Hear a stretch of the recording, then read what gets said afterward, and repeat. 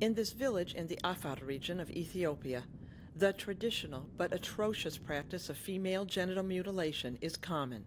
This woman does not want to be shown on camera, but 25-year-old Khadija does want people to know she was only 7 days old when she was forced to endure genital mutilation.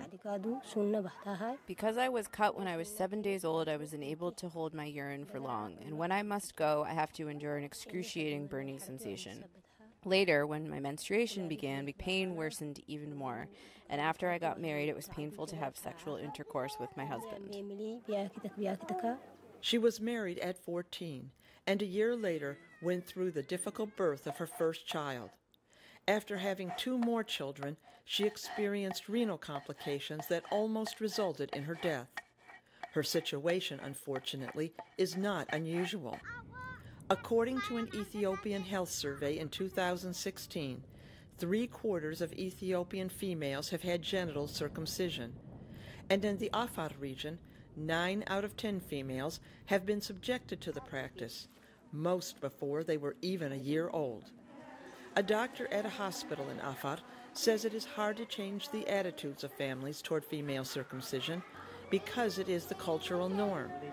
But he says he can make it easier for women to deliver their babies. We perform a de-infibulation procedure in which we make an incision in their vagina to recover the appropriate opening that the mutilation removed.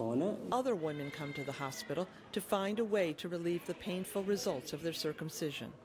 Most of them are also very stressed emotionally. After receiving our pain-free de-infibulation services, they go back home feeling happy. Most of them vow to never let another woman go through female genital mutilation. This woman, now a midwife, used to perform circumcisions. When I used to cut girls' genitals using this blade, I always made sure it's very sharp, like this. Otherwise, the girls could go through severe physical pain. She used to believe that her work safeguarded a woman's virginity and marital faithfulness. That was my justification for doing it.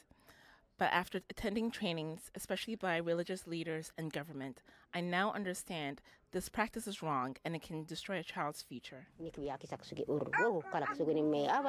Ethiopia's government is tackling the issue through public health services, but Khadija is determined to stop the practice now.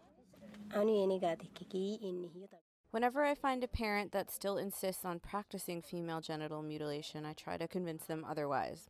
Their small girls shouldn't go through what I went through and live a similar gruesome life like mine.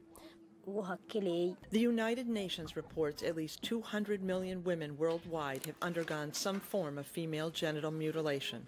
44 million of them are 14 years old or younger. Deborah Block, VOA News.